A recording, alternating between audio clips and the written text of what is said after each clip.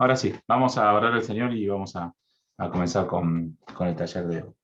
Señor, gracias. Estamos reunidos aquí para darte gloria, para exaltarte.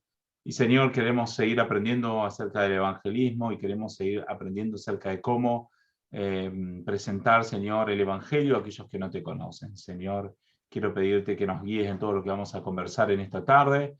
Señor, que estés guiando nuestras palabras, nuestras preguntas, nuestras respuestas, nuestros comentarios, todo lo que hagamos, Señor, porque realmente lo hacemos para exaltarte y para darte gloria. Bendice a mis hermanos que hoy están presentes en este Zoom, bendice a los que se vayan a sumar luego y aún a aquellos que lo van a ver por video luego, Señor, para que realmente podamos crecer, todos nosotros podamos crecer, Señor, conforme a la imagen de tu Hijo Jesucristo en nosotros. Señor, te damos gracias por todo, en el nombre de Jesucristo.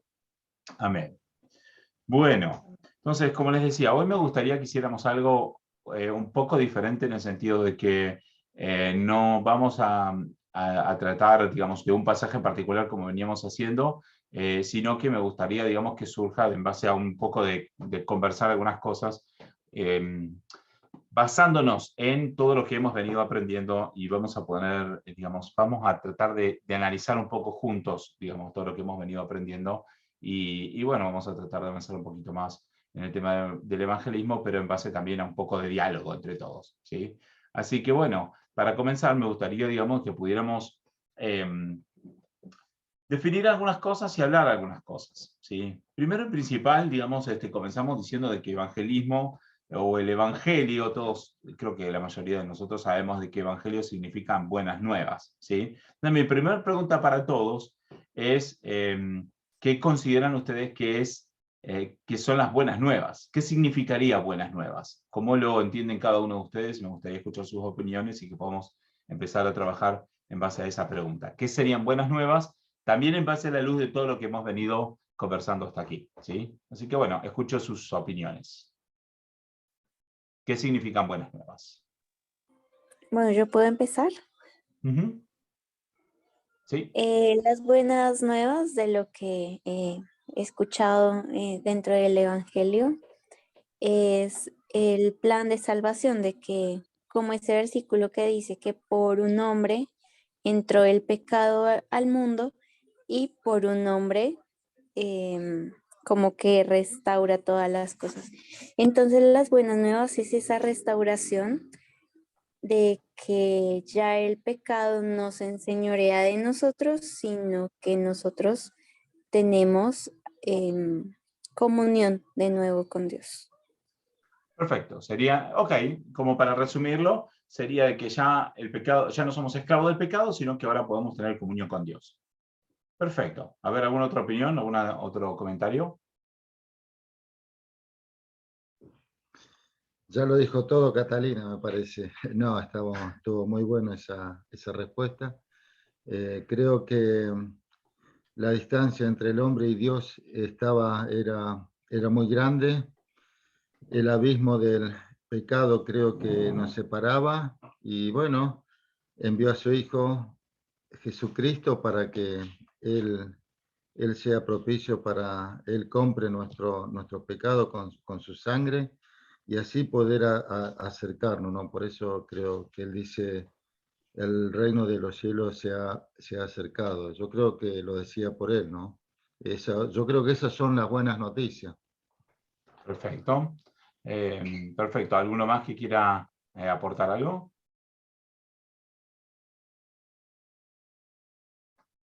Bueno, ok. Bueno, yo quiero Entonces, decir otra sí, cosa.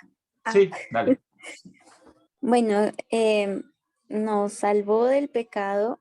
También es cierto que el reino de los cielos se ha acercado y ya cuando nosotros somos cristianos y empezamos a tener una comunión con Dios, lo más hermoso es conocerle porque Dios tiene muchos atributos y conocerlo como el Dios que dice la Biblia que es, pues es muy hermoso porque es amor, es justo, es padre, es hijo, bueno, una cantidad de atributos impresionante. Entonces, conocer a Dios, yo creo que eso es el todo del hombre.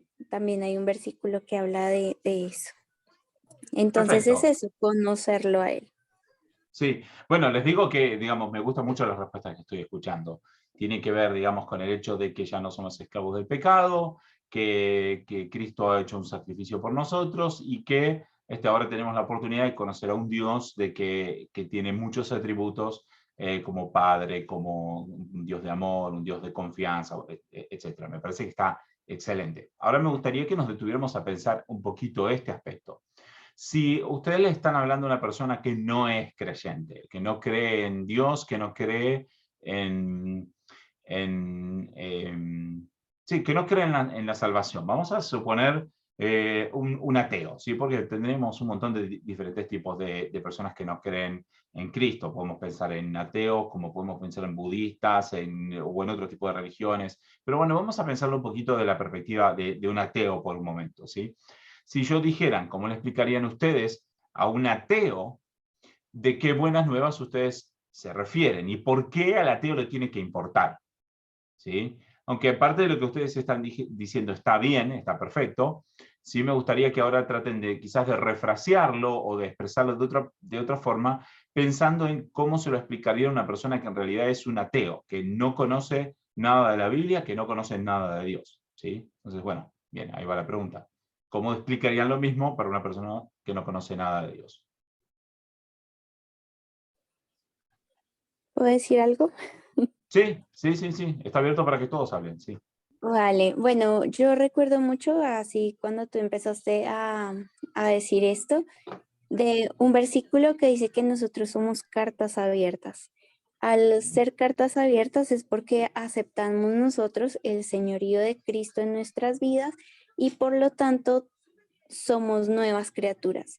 Y realmente nosotros no somos los que por nuestra fuerza convencemos, sino que es el Espíritu Santo que vive en nosotros, que ha transformado nuestra manera de pensar, nuestra manera de vivir, y eso es lo que da testimonio. Eso es lo que realmente nos da la autoridad a nosotros de pronto sí acercarnos a otra persona y hablarle de lo que ha hecho Dios en nosotros, de cómo se ha revelado en nuestras vidas. Entonces yo creo que es como eso.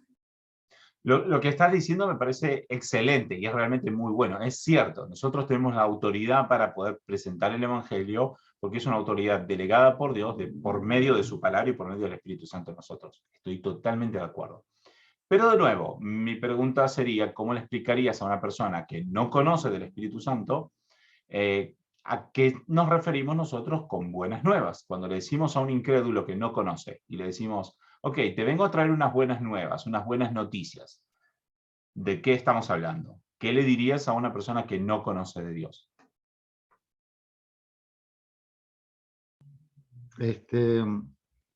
Ayer justamente estaba hablando con una persona que le dije que quería hablar sobre Dios, sobre el Evangelio con esa persona, y él me dijo que sí, que no había ningún problema, que sí, pero cuando yo me iba a pegar la vuelta para venirme me dice, pero ten en cuenta que yo soy medio ateo. A decir verdad, soy bien ateo, dice yo. Pero sí, dice, cuando quiera hablamos. Cuando me dijo eso, o sea que es Claro. excelente la pregunta que vos estás haciendo. Cuando Sí, me dijo eso, perfecto. que de ahí me dice, porque dice, yo creo en las energías, en todas esas cosas. Pero de todas formas, yo creo que le presentaría el Evangelio como que nosotros estamos cerrando al blanco, que somos pecadores, y que Jesucristo trajo la salvación, que Dios envió la salvación a través de Jesucristo. Tratar de explicarle que todos somos culpables y que estamos condenados y que el camino para la salvación es aceptar a Jesucristo como nuestro Señor y Salvador. Más o menos por ese lado iría yo. Perfecto. Bueno, ahí me gusta un poquito más. ¿Por qué? Porque lo que estás diciendo es, primero tenemos que establecer la culpabilidad del ser humano. Tenemos que hacer que la persona comprenda de que es culpable delante de Dios. Sí, Entiendo, algunos van a decir que no creen en Dios, algunos van a decir que creen en las energías o lo que sea, sí. Pero de todas maneras, es como que hablar de buenas nuevas requiere que la persona primero comprenda que necesita unas buenas nuevas, ¿sí? Que necesita una noticia buena para su vida. Porque si lo pensamos de una forma así, si uno piensa en el rico que ustedes quieran, Bill Gates o cualquiera de los poderosos, y a lo mejor inclusive vamos a encontrar poderosos o ricos que tienen bien establecida su familia y tienen una vida tranquila, sin mayores sobresaltos. Entonces, ¿qué le voy a presentar? Unas buenas nuevas si ellos consideran de que todas las buenas nuevas ya la tienen. Entonces, el punto es que primero tenemos que establecer que hay una necesidad de buenas nuevas. Y la necesidad tiene que ver con el hecho de que la persona pueda comprender que está en pecado. ¿Sí? Entonces,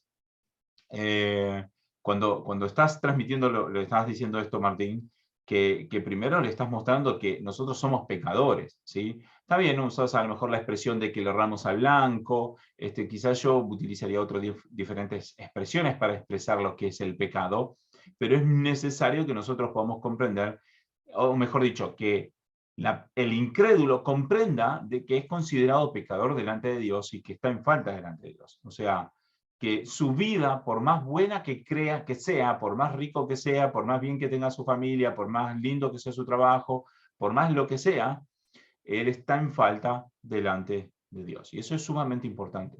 Y eso es algo que, de alguna forma, creo que hemos visto, digamos, en alguno de los pasajes que hemos leído hasta acá. Sí, Catalina, ¿querías agregar algo? Sí, yo iba a decir, lo que pasa es que cuando es que considero que el espectro es como bastante amplio y por eso pienso que lo primero es pedir la ayuda del Espíritu Santo, porque hay muchas personas que en este momento, la mayoría de personas que uno se encuentra en la calle, en algún momento ha escuchado del Evangelio, ya sea por católicos, ya sea por cualquier cosa, han escuchado. Entonces, en este momento se levantan muchos argumentos porque no solamente es el hecho de ser incrédulo, sino que hay muchas filosofías que van en contra de la palabra. Entonces, por ejemplo, hay personas que saben que hay pecado y que es binario entre el bien y el mal, pero eso no, lo han escuchado, pero no es consciente en las personas. Entonces, ahí es que yo digo, bueno, sí, es cierto que uno necesita presentar estas cosas importantes, pero más importante que, que como exponer un tema es pedir la ayuda del Espíritu Santo para ver exactamente qué es el argumento que tiene la persona para poder conocer, dependiendo de qué atributo de Dios se puede mediar en esa situación, entonces predicarle a la persona. De nuevo, está perfecto lo que estás diciendo, ¿no? No estoy de ninguna forma en contra, digamos, de pedir la ayuda del Espíritu Santo. De hecho, es algo fundamental y que vamos a tratar un poquito más sobre el tema de que el que hace la obra es el Espíritu Santo y no nosotros. Y vamos a tocar este tema. Y de ninguna forma estoy en contra de lo que estás diciendo, estamos de acuerdo. Pero de todas maneras, digamos, estoy quizás comenzando por otro lado de plantear, bueno, ¿cuáles son las buenas nuevas que nosotros tenemos que transmitir? Y no estoy tan de acuerdo con pensar de que la mayoría de las personas han escuchado el Evangelio. Considero que la mayoría de las personas han sido invitadas a la iglesia, sobre todo en nuestros entornos latinos.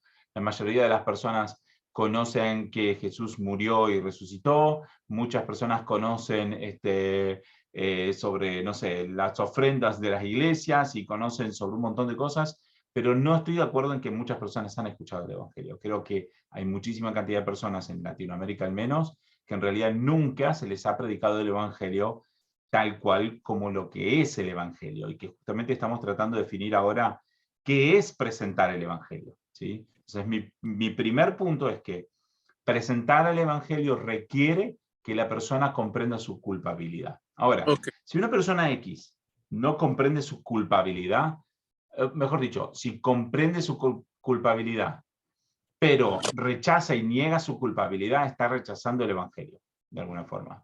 Entonces, si una persona rechaza el evangelio porque no cree ser culpable y defiende a toda costa y niega el ser culpable, ningún otro argumento de ninguno de los otros atributos de Dios va a ser la diferencia. La diferencia tiene que ser que el Espíritu Santo traiga convicción de pecado. Y si no hay convicción de pecado en la persona está rechazando el evangelio, ¿sí? Entonces, creo que eso es importante porque es lo que vimos inclusive en todos los pasajes que hemos leído hasta acá y lo que hemos visto en todo este tiempo. Es que el hombre es culpable, es pecador delante de Dios, el hombre está bajo la ira de Dios, eso lo hemos visto varias veces en varios pasajes, y que aún Pedro y Pablo en sus predicaciones acusaron, no más que acusaron, directamente exhortaron, hicieron un llamado a reconocer al pecado de las personas. Entonces, por eso es que estoy comenzando por ese lado, ¿sí? Sí, Malvina, levantaste la mano. No sé si había alguien más que quería hablar, pero Malvina, dale. ¿Tenés algo para comentar? Te escuchamos. Sí, yo lo que veo también de que cada vez, no digo que no debamos, pero cada vez se hace más difícil el poder predicar. ¿Por qué? Porque cada vez se acalla más como al pecado. No sé si me comprendo. Es como que cada vez como demostrarle a las personas, o no sé demostrarle, pero hablarle de su culpabilidad es como un ataque hacia ellos, y cada vez ponerles o hablan, nos pueden decir, como siempre argumento yo, que si Dios es amor para nosotros, cómo puede pasar esto, cómo puede permitir lo otro, y un montón de cosas. Y para mí se hace como más difícil el querer como decirle a ellos por la culpabilidad. Es como que está muy acallado todo lo que sea el pecado, me parece, no sé, de mi punto, pero no sé si está bien o si yo a lograr lo que quiero, a qué quiero llegar. Sí, de hecho estoy de acuerdo. Creo que ese es el problema de cómo se ha intentado presentar el Evangelio por décadas en Latinoamérica y que directamente no se ha presentado el Evangelio. Se ha hablado de un Dios de amor, pero eso no es el Evangelio. El Evangelio requiere presentar la realidad de la culpabilidad del hombre y requiere presentar la salvación dada por Cristo a los hombres que son culpables delante de Dios. Si no se presenta la culpabilidad del ser humano y si no se presenta la muerte y la resurrección de Cristo como solución para la culpabilidad del hombre, no se ha presentado el Evangelio. Entonces, estoy de acuerdo, Malvina, en que cada vez es más difícil. ¿Por qué? Porque el mundo cada vez está más entrenado en cómo hacer para negar la culpabilidad. Hoy por hoy están muy fuertes ideas como, por ejemplo, haz lo que tu corazón te diga, haz lo que sientas. Si para vos está bien, entonces dale para adelante, hacelo. Que no dejes que nadie te juzgue, no dejes que nadie te diga lo que tenés que hacer, no dejes que nadie, o si te dicen algo, entonces te están discriminando. Entonces, el mundo está haciendo un escudo, está haciendo una protección, una muralla de protección. ¿Para qué? Para que nadie pueda atacar la pecaminosidad del ser humano. Entonces, ¿qué han hecho las iglesias? Las iglesias lo que han hecho es decir, ok, nosotros si presentamos la culpabilidad del ser humano, la gente se nos va. Entonces, dejamos de presentar la culpabilidad del ser humano, entonces vamos a presentar los otros atributos de Dios para que la gente venga a Dios por los otros atributos, pero la culpabilidad y la justicia de Dios no lo vamos a presentar. Eso es lo que han hecho las iglesias. ¿Y por qué lo han hecho? Porque han preferido adaptarse a lo que el mundo les estaba diciendo que hagan, a cumplir la voluntad de Dios. La Biblia, la palabra de Dios, siempre ha presentado el Evangelio como un entendimiento de la culpabilidad del ser humano y como un entendimiento de que necesita ser perdonado y que tiene un camino para ser perdonado, ¿sí? Entonces, por eso estamos comenzando este lado. Buenas nuevas, ¿qué significa? Buenas nuevas significa que la persona que comprende su culpabilidad ahora tiene una oportunidad de ser considerada, de ser perdonada por Dios y de poder volver a entrar en la presencia de Dios. Entonces, eso es evangelio. De hecho, tiene que ver con todo.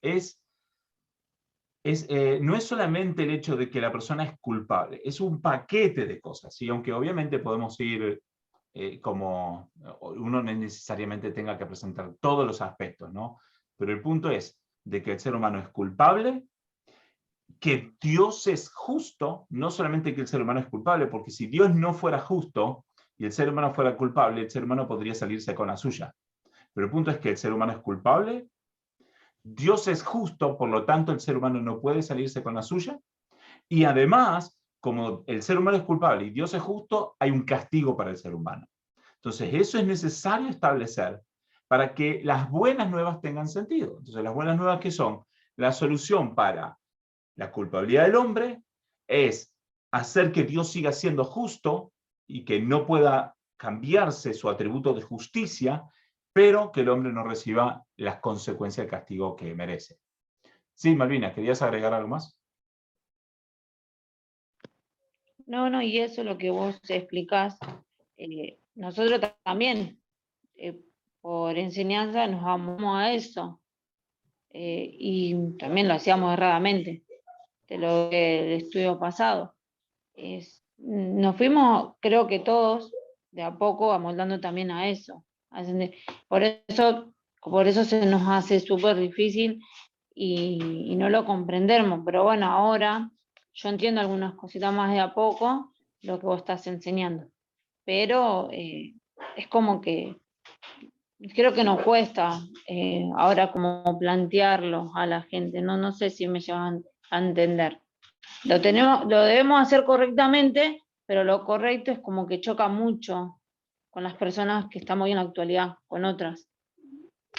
Claro, lo que tenemos para decirle les choca, es cierto, ¿sí? Ahora me gusta una frase que utilizan aquí en la iglesia que es la siguiente.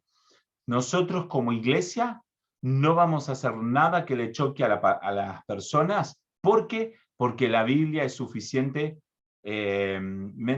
¿cómo dicen? Porque la Biblia es lo único que tiene el derecho de ofender a la gente. Entonces el punto es este. Nosotros en nuestra humanidad no podemos ofender a la gente, pero la palabra muchas veces es una ofensa para el pecador. Pero nosotros vamos a dejar que si la palabra es una ofensa para el pecador, que sea una ofensa para el pecador y nosotros nos vamos a mantener firmes en lo que dice la palabra. Y si el pecador se siente ofendido, bien, yo no lo voy a ofender, pero la palabra tiene que hacer su trabajo aunque a la gente le duela. Sí, Catalina, te escuchamos. Sí, pues yo digo que no es tanto como ofender o no ofender, sino que ya de por sí la palabra es una espada de doble filo que penetra. Entonces, porque obviamente que nosotros no buscamos ofender, porque ahí estaríamos yendo en contra de lo que es Dios, que Dios es amor. Y Él no se impone a nadie. Pero entonces la palabra sí es esta espada de dos filos que penetra en nuestro corazón. Dice que nosotros tenemos un corazón de piedra, que la palabra lo que hace es volverlo un corazón de carne.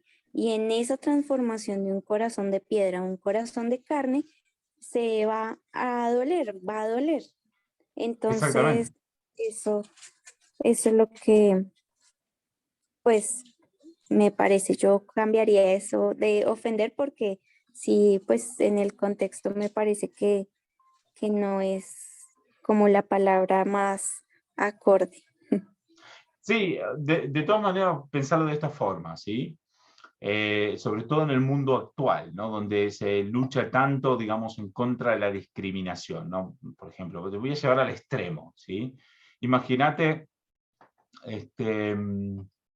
quizás un homosexual, ¿sí? O una persona que ha hecho un cambio de sexo, ¿sí? Entonces, si alguien lo llama por el sexo original, el genético, el sexo del nacimiento, la persona se va a considerar ofendida, ¿sí? Pero la Biblia, ¿cómo lo llama? La Biblia nos reconoce con el sexo original. Entonces, por más de que yo no tenga la intención de ofender, la persona se va a ofender igual. Entonces, el punto es este. es que la palabra de Dios puede ser totalmente, puede sentirse como una ofensa para el pecador que no quiere arrepentirse. Entonces, obviamente que la Biblia no ofende en el sentido de tener una actitud agresiva para con nadie, no lo digo en ese sentido, pero desde el punto de vista de que la persona se va a sentir ofendida, claro, los pecadores se van a sentir ofendidos muchas veces por la palabra, porque la palabra les va a declarar su pecado. Entonces es simplemente una forma de transmitir esta idea de que nosotros no tenemos que ofender. Pero si el mundo se ofende por lo que la palabra dice, nosotros tenemos que seguir apoyando la palabra. Entonces simplemente una cuestión, digamos, de expresar un concepto, que quizás la palabra ofensa puede ser no ser tan apropiada en el sentido de que la palabra no intenta ofender, pero sí que la persona se va a sentir ofendida. Sí, Martín, querías comentar algo. Sí. Sí, es un tema interesante, ¿no? Y cómo es, me ha pasado que me ha tocado predicar así en el trabajo o en otros ámbitos y con gente a veces que uno se da cuenta de que necesita de Dios, ¿no? Y yo muchas veces le he dicho que Dios te ama, que Jesucristo tiene propósito para tu vida, y esa persona, y muchos sabemos que esa persona necesita cambiar o necesitaba cambiar, pero después con el tiempo, como no cambiaba, pero como yo le decía que Dios lo amaba, que Dios tenía propósito, entonces esa persona como que no necesitaba cambiar. Y a lo mejor hasta moralmente y éticamente esa persona estaba bien, pero y si encima yo le decía que Dios lo amaba, pero somos todos pecadores. Claro. Entonces, es un tema, ¿no? Es un buen punto, porque ahí se ve bien este problema cuando, tratando de evangelizar, presentamos el atributo de amor de Dios, que está bien presentarlo, no está mal presentar el atributo de amor de Dios, pero sin presentar la justicia. Porque si nosotros presentamos el amor de Dios sin la justicia, entonces eso es, para el pecador, eso es la oportunidad para seguir pecando sin problema, porque siente que Dios le ama. Entonces Dios le ama en su pecado y eso es simplemente una palmada en la espalda para alentarlo a que siga pecando. Entonces es bien importante de que nosotros el amor de Dios lo presentamos, pero también presentamos la justicia. Y de hecho, observe esto, que cómo es el pensamiento bíblico. El pensamiento bíblico es que la persona tiene que reconocer de que es pecadora, entonces el amor se le presenta como lo que Dios hizo sacrificando a Cristo para perdonarle. O sea, el amor de Dios se demuestra en el sacrificio de Cristo. ¿Se entiende el punto? O sea, no es Dios te ama porque te ama y punto. No. Sos pecador, entonces Dios te ama y te ama tanto que ha entregado su vida, la vida de Jesucristo por tu vida. Pero para que se valore el amor de Dios, se tiene que valorar el pecado. Si el pecado no está valorado en el sentido negativo, ¿no? Se tiene que reconocer la importancia del pecado. Porque si no se reconoce la importancia del pecado, entonces no se reconoce la importancia del sacrificio de Cristo. Pero si la persona estima, digamos, le da realmente mucha importancia a su pecado y reconoce la maldad de su pecado, entonces entiende que el sacrificio de Cristo le da muchísimo más valor. ¿Por qué? Porque se hace el contraste con su propio pecado. Sí, Catalina, ¿querías agregar algo? Sí, Javi, es que me estaba acordando también un versículo donde Pablo dice que se volvió, a ver si tú recuerdas, que Pablo como que se acomodaba a los estilos de personas que con las que él hablaba para tratar de ganarlos para Cristo. Pero, ¿tú te acuerdas cuál es ese pasaje? Sí, 1 Corintios, ya te digo exactamente, y me parece que, digamos, no lo iba a tocar, pero te agradezco que me lo hayas tocado porque ahí hay una gran confusión muchas veces en cómo se interpreta ese pasaje y está buenísimo que nosotros lo pudiéramos revisar y aclararlo. Ya te digo exactamente qué pasaje es. Es 1 Corintios 9. Vamos a leerlo. 9, versículo 19 en adelante. Fíjense. Porque aunque soy libre de todos me he hecho esclavo para ganar al mayor número posible. A los judíos me hice judío para poder ganar a los judíos. A los que están bajo la ley, como bajo la ley, aunque yo no estoy bajo la ley, para poder ganar a los que están bajo la ley. A los que están sin ley, como sin ley, aunque no estoy sin la ley de Dios, sino bajo la ley de Cristo, para poder ganar a los que están sin ley. A los débiles me hice débil para ganar a los débiles. A todos me he hecho todo para que por todos los medios salve alguno. Todo lo hago por amor del Evangelio para ser partícipe de él. Ahora observe esto. ¿Cómo se utiliza este pasaje muchas veces? Se utiliza para decir, por ejemplo, yo quiero ganar a los rockeros que se tatúan y tocan música pesada, entonces me voy a tatuar y voy a tocar música pesada. Otro va a decir, yo quiero ganar a la gente de la farándula, digamos, de los medios de comunicación, entonces me voy a hacer como ellos, voy a vivir como ellos, ¿sí? Entonces, ¿se utiliza para qué? Para decir que el cristiano tiene que comportarse como pecador, como los pecadores, para ganar a los pecadores. Pero aquí lo que está diciendo Pablo es justamente todo lo contrario. Lo que está diciendo, que aunque soy libre, me voy a hacer esclavo para ganar a los otros. Entonces, el punto no es que yo, que no debería hacer determinadas cosas, haga lo malo para ganar a los malos, sino lo que está diciendo es que si hay algo de mi vida que puede afectar negativamente al incrédulo, entonces no lo voy a hacer para no ofender al incrédulo. Por ejemplo, si yo como determinados alimentos, por ejemplo, yo como carne en Semana Santa y al católico le ofende que yo coma carne en Semana Santa, entonces no voy a comer carne para no ofender al católico, por ejemplo. Entonces lo que está diciendo es que voy a restringir mi libertad para ganar al prójimo, pero no está diciendo de que yo tengo que comportarme como los incrédulos para ganar a los incrédulos. Está diciendo justamente todo lo contrario. Siendo libre me hago esclavo. No siendo esclavo de Cristo me hago libre para vivir como de forma que a Cristo no le gusta. Sí, Catalina. Sí, Gaby, esa explicación que tú dices, que tú das de este pasaje, yo estoy totalmente de acuerdo. Ese es el sentido. Eh, Sin embargo, mira que acá Pablo, por amor de ellos, él podía decir muchas cosas, pero porque también dice que la palabra dice que podemos ser sabios y tener mucho entendimiento, pero que si no tenemos amor, pues todo eso es como si no estuviera, porque lo más importante es amor. Ahora, lo que yo voy es que Pablo siempre llevó, es como dos cosas inseparables.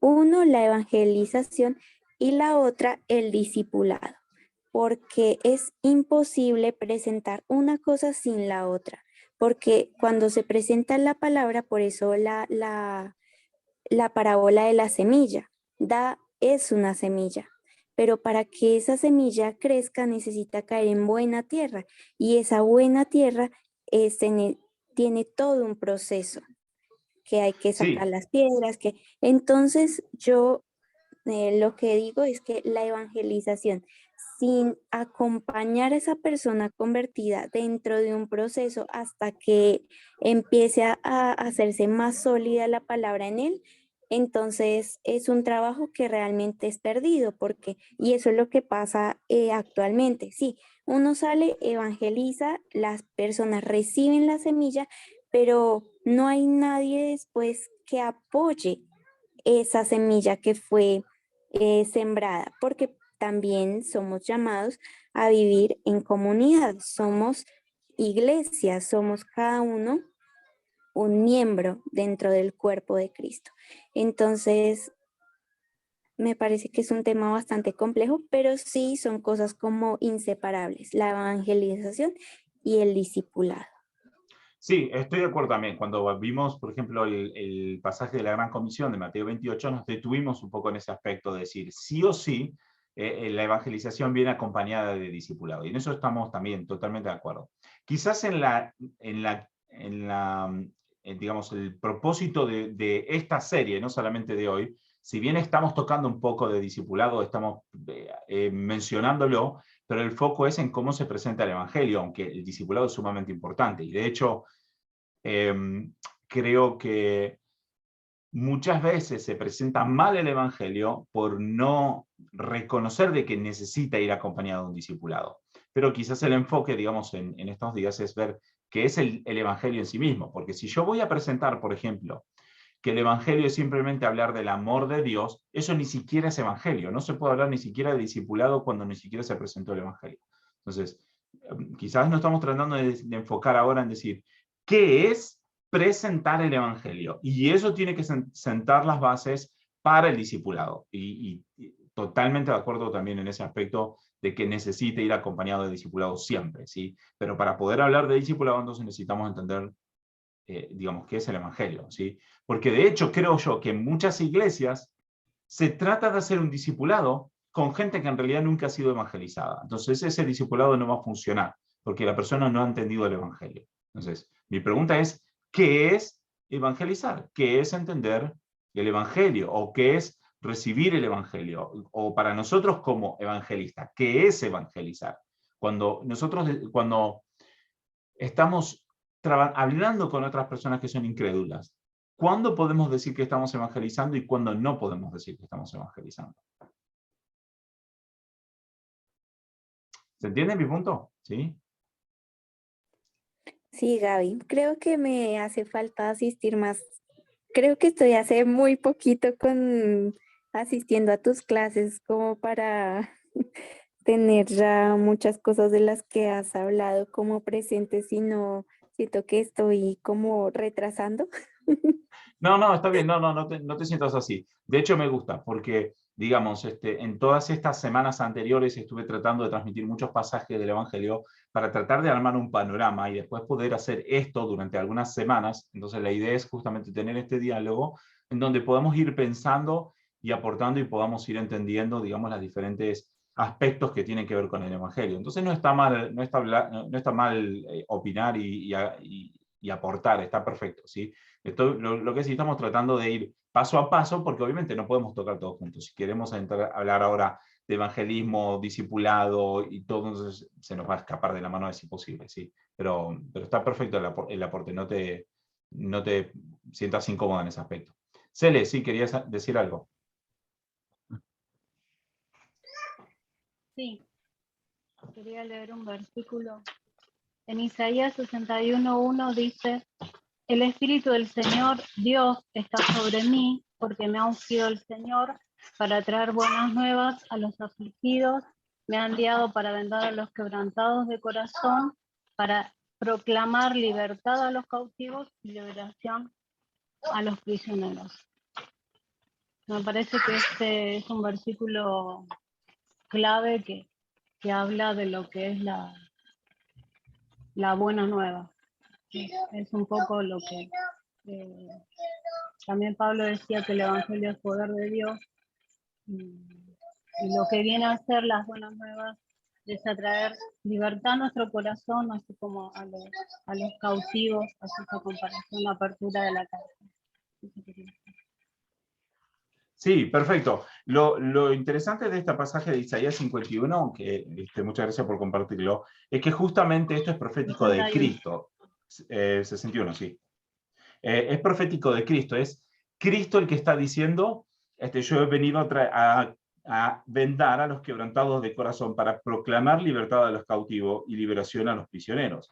Ahora, y aún más dice, para proclamar el año favorable del Señor, el día de venganza de nuestro Dios. Ahora, este pasaje es muy rico, digamos, y no nos alcanzaría ni siquiera una clase entera como para poderlo ver todo. Pero lo importante es notar acá que no solamente que es profético de Cristo, que Cristo es el que ha ido a enseñar las buenas nuevas o a proclamar las buenas nuevas, sino que la idea de proclamar las buenas nuevas es a los quebrantados de corazón.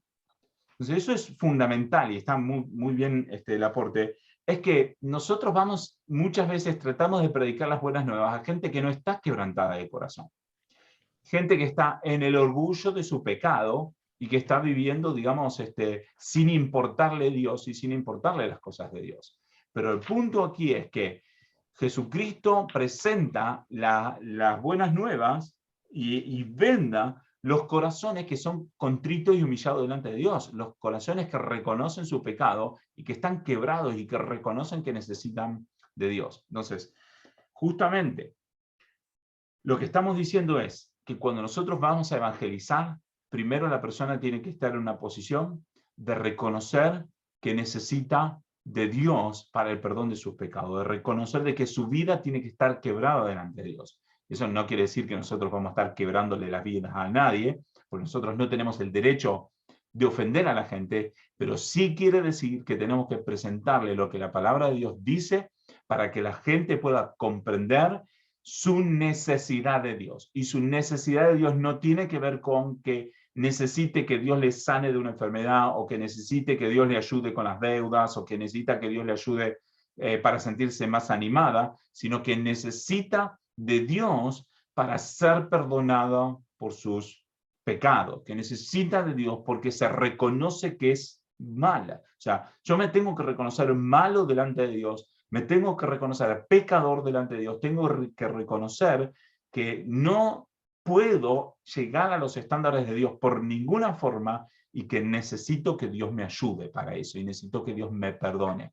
Y si no reconozco y si no, mi corazón no está quebrado delante de Él, entonces mi vida ni siquiera es la de un creyente. El creyente reconoce su pecaminosidad y vive una vida de arrepentimiento delante de Dios. Obviamente tampoco es que estamos arrepintiendo absolutamente todo el tiempo de todo lo que hacemos, porque no podemos, pero el cristiano se va reconociendo, reconoce de que es pecador y vive en una actitud de arrepentimiento, aunque no es que necesariamente todo el tiempo esté pidiendo perdón a Dios por todo, pero tiene ese corazón de vivir arrepentido delante de Dios. Entonces, no podemos llamarle hermano en Cristo a una persona a la que nosotros le hemos presentado el amor de Dios, pero que no ha sido quebrantada delante de Dios, que no ha sido quebrantada en su pecado. Entonces, por eso es que nosotros tenemos que trabajar en qué, en lo que hizo Pedro y lo que hizo Pablo. Es decir, ustedes han pecado, pero Dios ha proveído su salvación por medio de la muerte y la resurrección de Cristo. Entonces, las buenas nuevas, ¿qué son? Las buenas nuevas son esa palabra de aliento al quebrantado de corazón, para que reconozca que si se aferra a Cristo, entonces va a ser perdonado. Esas son las buenas nuevas. Y eso es algo fundamental que tenemos que tener siempre cuando evangelizamos. No importa qué palabra usemos, no importa quizás si lo expresamos de una forma o de otra, obviamente todo lo tenemos que hacer con respeto, y en otro tiempo podemos hablar sobre la conducta del evangelista, o sea, nuestra conducta como evangelista delante de Dios. Pero cuando hablamos de evangelismo, tenemos que tener bien en claro de que eso es lo que nosotros estamos transmitiendo. Es que la persona reconozca su culpabilidad y que la persona reconozca a Dios. Eso obviamente da por sentado de que la persona tiene que reconocer quién es Dios, el hecho de que Dios existe, que Dios es poderoso, que Dios es creador, muchas cosas más, aunque no necesariamente le vamos a exponer todo junto. Sí, Catalina, sí, te escuchamos. Sí, esto que estás diciendo me lleva a pensar a mí que nosotros para evangelizar realmente tendríamos que ser unos cristianos maduros, como dice la palabra, no estar tomando leche, porque el cristiano maduro es el que conoce la palabra, y la palabra es como la herramienta del obrero, ¿no? La caja de herramientas. Entonces, ahí es cuando el Espíritu Santo hace la obra a través del cristiano maduro, porque hace que recuerde los versículos bíblicos que hablan acerca de la conversión, del pecado, de la salvación. Entonces, sí, creo que es tarea como para un cristiano maduro la evangelización. Está bien interesante lo que decís, y no quiero como meterme en todo otro tema porque estaríamos otra hora más, ¿no?, hablando de esto, pero en parte tenés razón con lo que estás diciendo y en parte no. Y digo en parte sí, ¿por qué? Porque obviamente que un cristiano que no conoce la palabra de Dios no está en condiciones de presentar el evangelio como corresponde, ¿sí? Pero quiero hacer por lo menos dos aclaraciones. Número uno es esta, de que eso no es licencia para que un cristiano pueda decir, ok, yo no evangelizo porque no conozco la palabra. Ahí hay un grave error. Si alguien dice, ok, como yo no conozco suficiente, entonces no voy a evangelizar. Porque eso no es así. El requisito para predicar el evangelio es ser un cristiano. No ser un cristiano que estudia la palabra, sino ser un cristiano. ¿Y qué significa ser un cristiano? Y significa estar quebrantado del corazón, reconocer a Cristo como Señor y Salvador de la vida de uno y que Él es el que me ha perdonado. Y si yo entiendo eso, puedo predicar eso. Pero si yo no entiendo eso, ni siquiera soy un cristiano. Pero si entiendo eso, eso es lo que tengo que predicar. Entonces no se necesita estar muy estudiado en la palabra para presentar el evangelio. Eso no es lo que yo estoy tratando de transmitir de ninguna forma, ¿sí?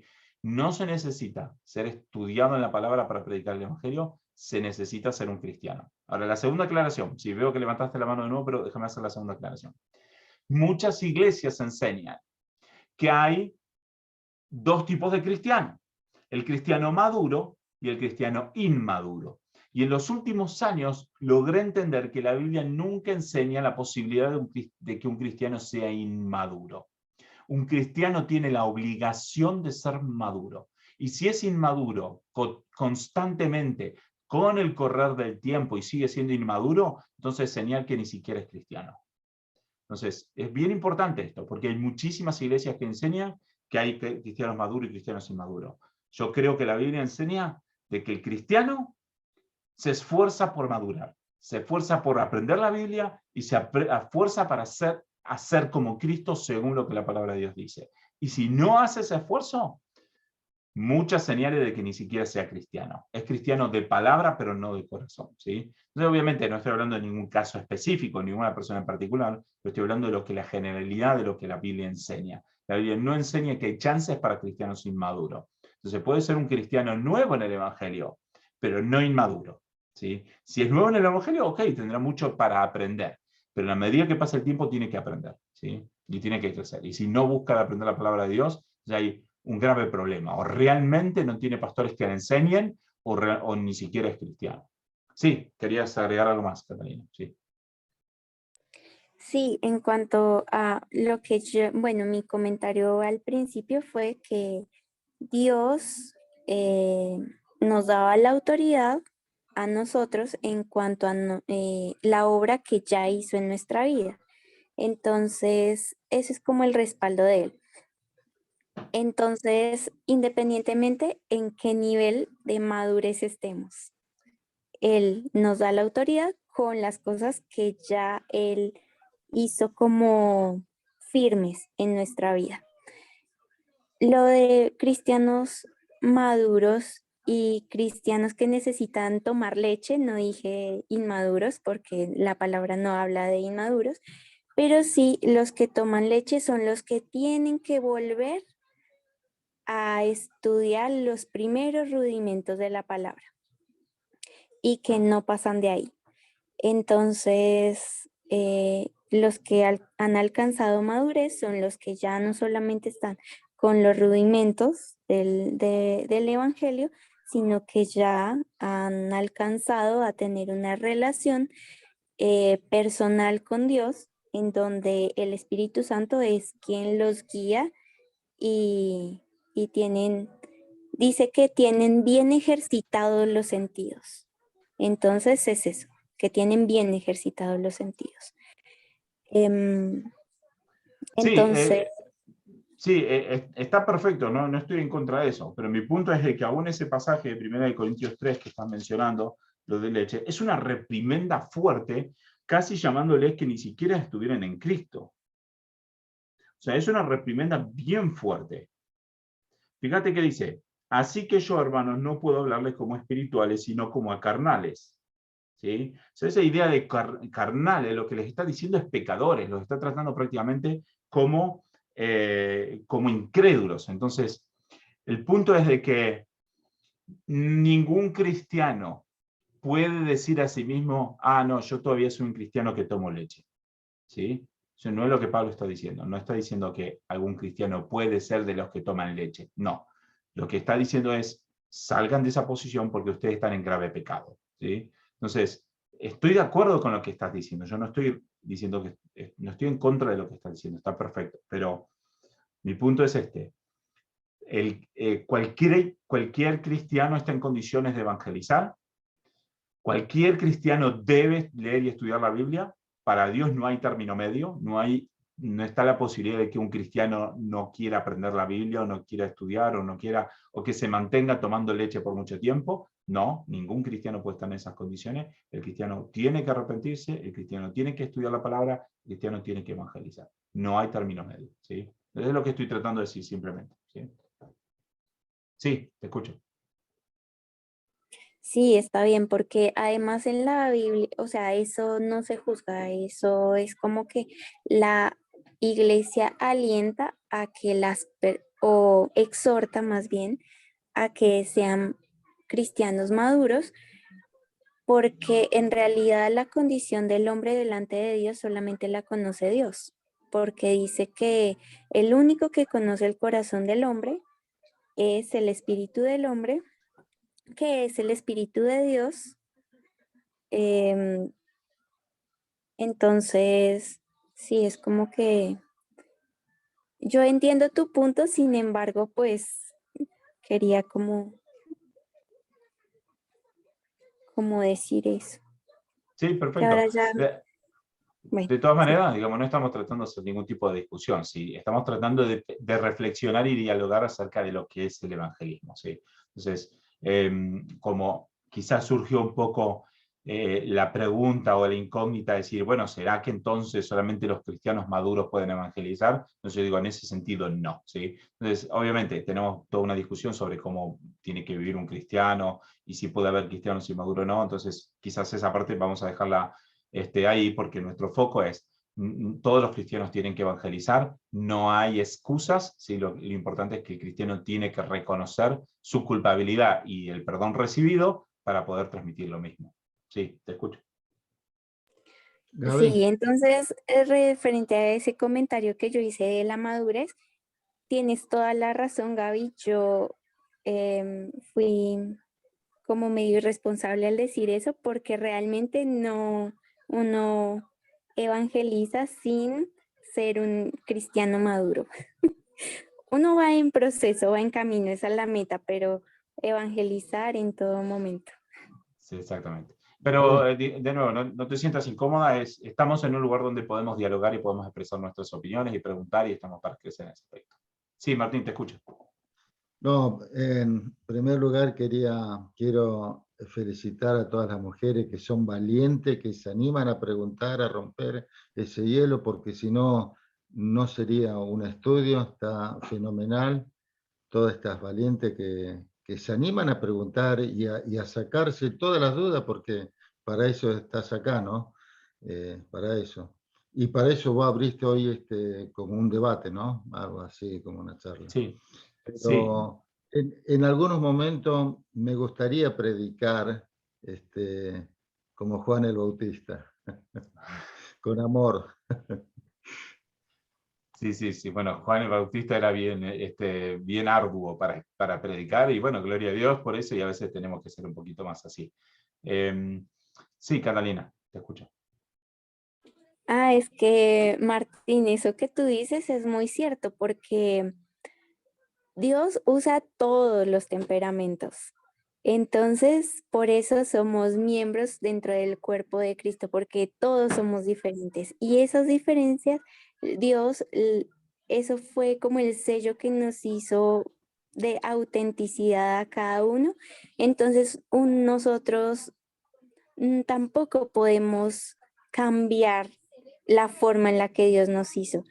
A ti y a mí nos va a decir que hablemos de determinada manera, porque esa es la manera en la que Dios nos hizo, así que está bien. Tal cual, estoy de acuerdo. Entonces, Honestamente, digamos, de mi perspectiva, me parece que ha sido muy bueno este tipo de conversación así. Tenemos mucho más para seguir hablando, ¿sí?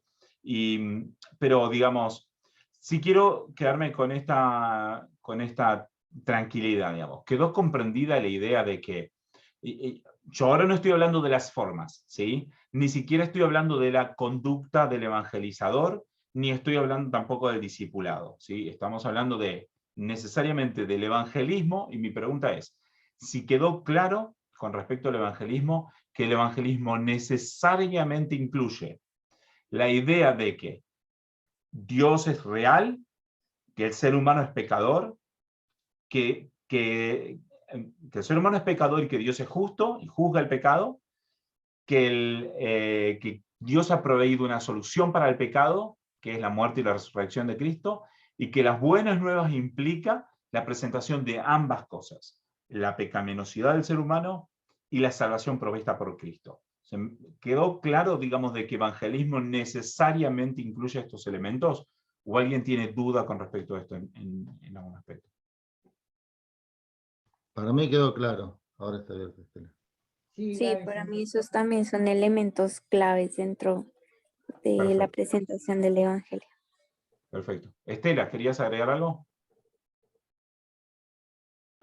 No, yo dije que sí quedó claro, Gaby. Perfecto. Sí quedó Perfecto. claro. Se le levantó la manito Para también. mí Como que también. quedó claro. Buenísimo, excelente. Entonces, bien importante, ¿sí? Y cerramos, digamos, con esta idea, y después les voy a dar simplemente unas ideas para que mediten para la próxima, y vamos a hacer otra ronda como esta para seguir analizando un poquito más con respecto al evangelismo, ¿sí? Pero para mí bien importante esto, ¿sí? Que quede bien en claro. ¿Por qué? Porque cuando se presenta el evangelio, muchas veces hemos presentado el evangelio incompleto. Hemos hablado de las bendiciones de Dios, pero no hemos hablado de la culpabilidad del ser humano. Hemos hablado, digamos, de la capacidad que Dios tiene para salvar, hemos hablado del amor, hemos hablado, digamos, aún de la grandeza de Dios. O inclusive mucha gente cree que evangeliza por invitar a alguien a la iglesia, ¿sí? Y eso no es evangelizar. Invitar a alguien a la iglesia no es evangelizar.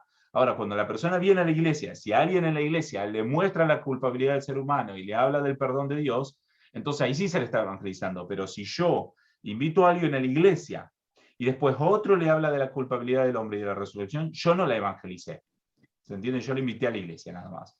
Y la responsabilidad de todos creyentes es de evangelizar, ¿sí? El punto es que nosotros tenemos la responsabilidad de presentar el evangelio. Entonces no se necesita ser erudito, pero sí se necesita tener en claro esto, que el ser humano es culpable delante de Dios y que debe arrepentirse para que Dios le dé perdón por medio de la muerte y la resurrección de Cristo. Siempre la muerte y la resurrección de Cristo tiene que estar ahí. Porque si no se habla de la muerte y la resurrección de Cristo, se le habla de un perdón basado en la nada, ¿sí? Entonces es bien importante también tener eso en claro. Si cuando hablamos del perdón de Dios, o Dios te perdona si te arrepentís, Dios te perdona, ¿por qué? Porque Cristo ha recibido el castigo por nosotros, ¿sí? Entonces es importante que estos elementos estén en claro y que los tengamos en claro en nuestro corazón, porque es la base para la evangelización, ¿sí? Entonces, si hay en algún momento hay alguna duda con respecto a esto, me lo preguntan. De todas maneras, entonces, mi punto para la semana que viene es que pensemos un poquito en este tema. Y vamos a ver un pasaje también. Vamos a ver varios pasajes, pero la semana que viene nos vamos a enfocar en esto, en quién es el que hace el cambio en las personas, quién es el que hace el cambio en la persona que escucha el evangelismo. Y entonces la pregunta va a ser ¿por qué nosotros tenemos que evangelizar? ¿Sí? Entonces, de alguna forma vamos a decir que Dios es el que hace el cambio en las personas, ¿sí? Y vamos a hablar un poquito más sobre eso, y vamos a ver qué implicaciones tiene en la práctica. Pero entonces mi pregunta sería, si Dios es el que hace el cambio en las personas, ¿por qué nosotros tenemos que evangelizar? ¿Sí? ¿Cuáles son las razones y los motivos para evangelizar? Entonces, para que lo mediten, no piense, digamos, simplemente en dar una respuesta rápida ahora, porque la idea es que podamos meditar en eso, y después dedicarnos a hablar y ver todas las perspectivas, digamos, que tienen que ver con eso. De quién hace el cambio en las personas, y por qué entonces nosotros tenemos que evangelizar, ¿sí? No me respondan ahora, ¿sí? Catalina, si querés agregar algo, bien, pero siempre y cuando no me respondas ahora estas preguntas. Sí, quiero proponer algo, que Ujú. abramos un grupo de WhatsApp porque a mí se me va a olvidar esto. Entonces ahí como para que todos lo tengamos presente, no sé, propongo. Bueno, de hecho tenía algún grupo de WhatsApp viejo y con gente que salió y que salió, pero yo estoy ok con actualizarlo con los que estamos ahora presentes en el Zoom. ¿Quieren participar? ¿Alguno que no quiera participar? Sí, Martín dice que sí. Ahí está, no, si vos sí, dijiste que sí. sí, yo también, Gaby. Sí. Martín, Estela, Catalina, yo. Después tenemos Malvina, Cele, ¿participan? Sí, ok. Dice Cele que sí. Malvina, sí. Y después David Hernández, que está ahí. Sí, sí. Sí, Gabo, ¿Cómo estás? ¿Cómo estás, David? buenas tardes. Bien. Aquí Si voy gustas, te agrego también. camino a la casa, ¿no? Está bien, está bien. Bueno, quisiera decir algo muy puntual, ¿no? Y muy rápido. Ujú. En verdad, vengo escuchando todas las opiniones y todo lo que vienen hablando. Y yo soy partidario de que por lo menos hay muchas cosas que son directas en la palabra, ¿no? La palabra es más cortante que una espada de doble filo. Y hiere y nos hace reflexionar, nos hace meditar. Tiene muchas cosas que en verdad nos hace entender que somos pecadores. Y cómo presenta el Evangelio, así como lo dice la palabra, muchas veces tenemos mucho tiempo en el Evangelio y por tratar de convencer a uno o a otro, tratamos de dar la verdad de Dios a medias. Y lamentablemente le hacemos daño a esa persona y muchos nos regresan a la iglesia o se crean un Dios en su imaginación que no es el Dios de la palabra. Y lamentablemente le ha hecho mucho daño al cristianismo y muchos se hacen llamar cristianos, pero cuando la verdad de la justicia de Dios es presentada como tal, ahí como que ese Dios no es el que me gusta a mí. El que me gusta a mí es el que Dios es amor, Dios me va a bendecir, Dios me va a prosperar, Dios tiene propósitos, me profetizan, me dicen, me hablan, y lamentablemente es un Dios falso, no es el Dios de la palabra, no es el Dios que verdadero, es el que nos llama a arrepentimiento, que es el que nos hace sentir que necesitamos un redentor, que necesitamos alguien que nos haga salir de donde estábamos. Podemos ser buenas personas, podemos dar ayudas, ofrendas, limosna, no sé cómo lo quieran llamar, ¿no? Pero si no reconocemos en nuestro interior que somos pecadores, que en verdad necesitamos un Salvador, un Cristo, no vamos a ninguna parte. Exactamente, exactamente. Gracias, David, por tu comentario. Y es así, tal cual, tal cual. Y gracias a Dios que entonces, habiendo reconocido nuestra culpabilidad, entonces ahí podemos comprender el amor de Dios, porque ya no es un amor simplemente, como decir, emocional, es un amor basado en el hecho real que Dios entregó a Jesucristo por nosotros. Entonces es un amor que tiene solidez, que tiene fundamento y que no es simplemente una emocionalidad, sino que es un amor profundo. Así que sí, tal cual, tal cual. Y disculpa, ¿no? Y te lo digo porque yo iba con ese pensamiento, y a lo que llegué a la iglesia, que, bueno, yo creo que tú también llegaste con ese pensamiento de muchas cosas, y cuando nuestros ojos fueron abiertos, dijimos, wow, ¿qué pasó? ¿Nos cambiaron el Dios o nunca nos mostraron el Dios verdadero? Ese Dios que en verdad nos ama y que nos lleva a arrepentimiento. Sí, exactamente. Y una de las cosas que, por lo menos en mi experiencia, bueno, David, para los que no lo conocen, David es miembro de la iglesia aquí en Estados Unidos con nosotros, entonces quizás él está viendo muchas de las cosas que yo pude aprender en los últimos años. Y creo realmente he logrado entender esto.